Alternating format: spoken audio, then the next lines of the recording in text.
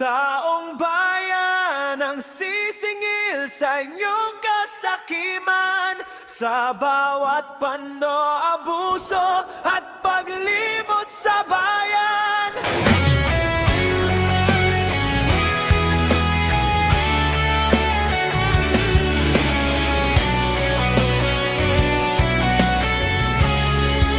Sa bawat pondong nawala, sa bawat pangakong binitiwan, may luha ng mamamayan na tahimik na nasasaktan.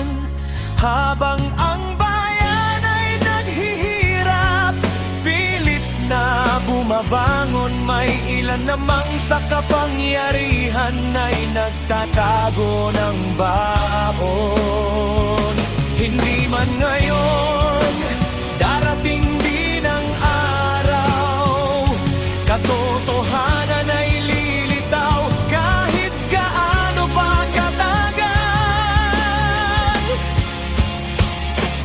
Taong bayan ang sisingil sa inyong kasakiman, sa bawat pang-aabuso at paglimot sa bayan. Hindi kayang ikubli ng yaman ang katotohanan, boses ng mamamayan ang tunay na huhusga kailanman.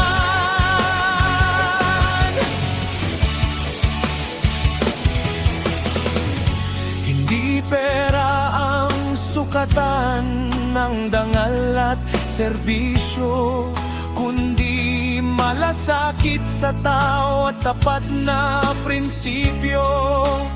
Ang kapangyarihan ay hiram lamang sa mamamayan, at may pananagutan sa bawat kilos at kasalanan.